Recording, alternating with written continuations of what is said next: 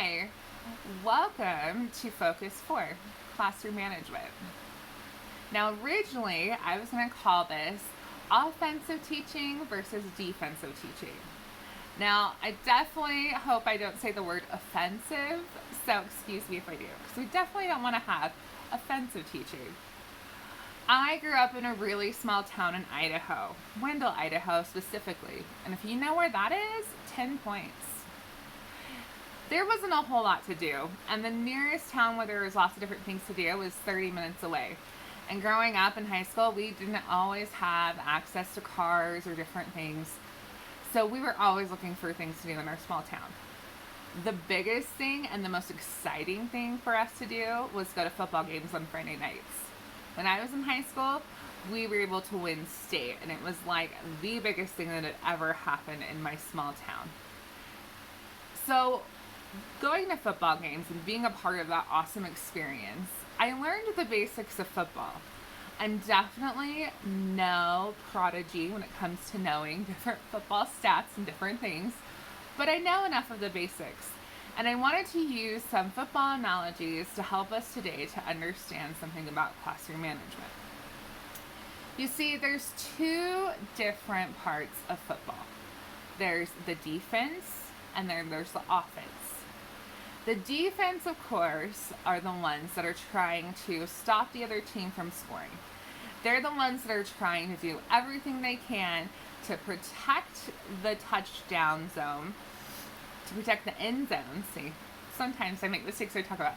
To protect the end zone, where if the players get there, they'll get points. So they're trying everything they do to stop that team from scoring.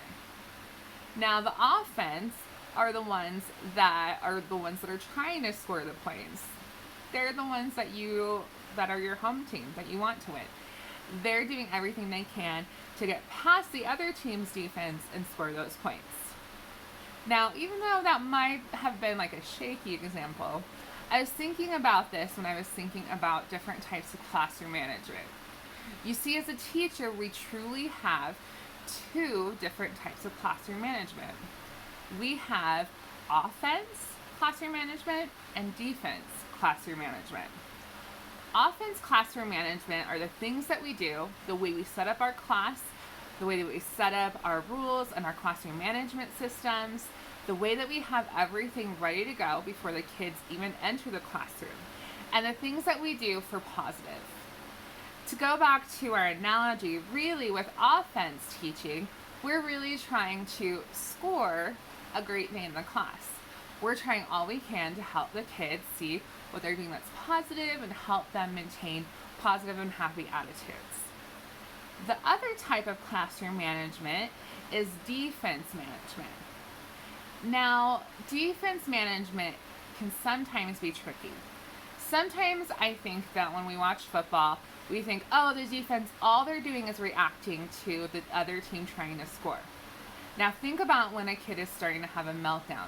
Sometimes as a teacher, it feels like all we can do is to react to whatever the kid is doing and just try our best to be able to control them and maintain them. However, the defensive side, when you're on the defense, they also have a plan. They have a plan what they're going to do before the other team even starts to make a play. The defense has a strategy, and they have a strategy of what they're going to do before that whistle even rings to let them know that the play has begun. That's what I believe that classroom management should be when we're talking about defense type of classroom management. When a kid starts acting up, we should have a plan of what we're going to do and what steps we're going to take to help that child de-escalate. So, because if we're just always reacting to what the child's doing, we're never going to be under complete control. And if we just say, oh, I can't handle you right now, go out to the hallway, we're not being the most effective teacher for that student. And after a few weeks, we should know those students pretty well. And we can make a really good plan to be able to see when they're going to have those moments where they want to score against you and they want to win, and what we can do as teachers to help them come back to class and to help them level back out.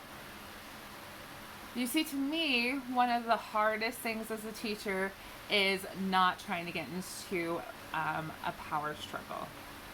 We as humans, when someone starts belittling us and starts making chaos of things, our first instinct is to fight back.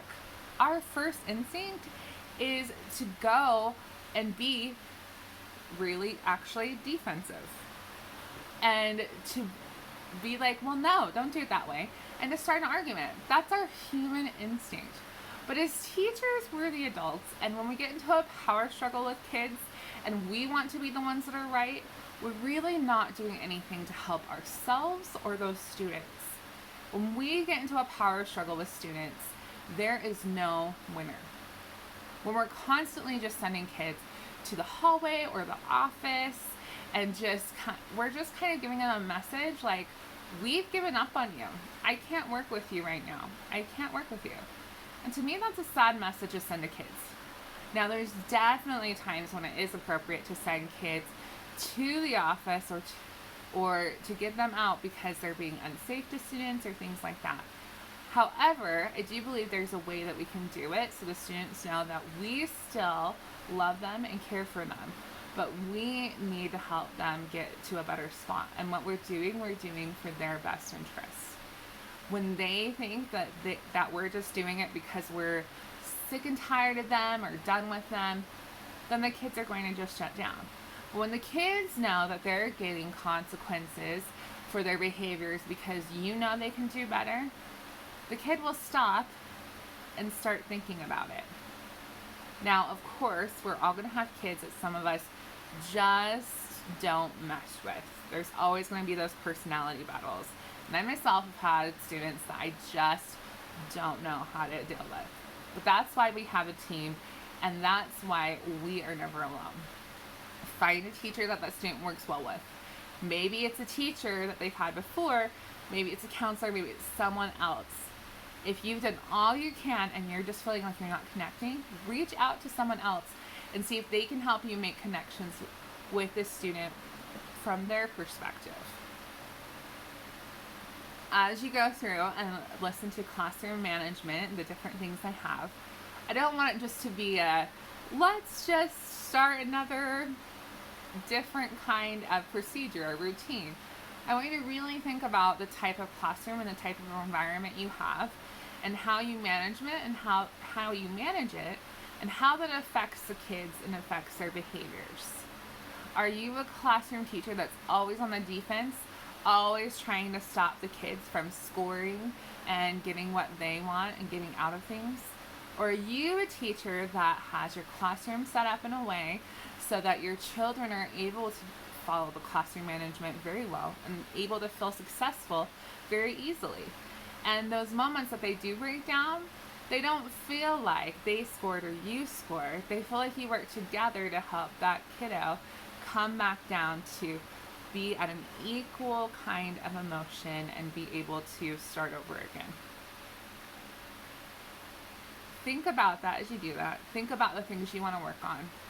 And I hope that as you go through this focus, you're able to find some aha moments of some things that can help you as you go about and plan for your classroom management for next year.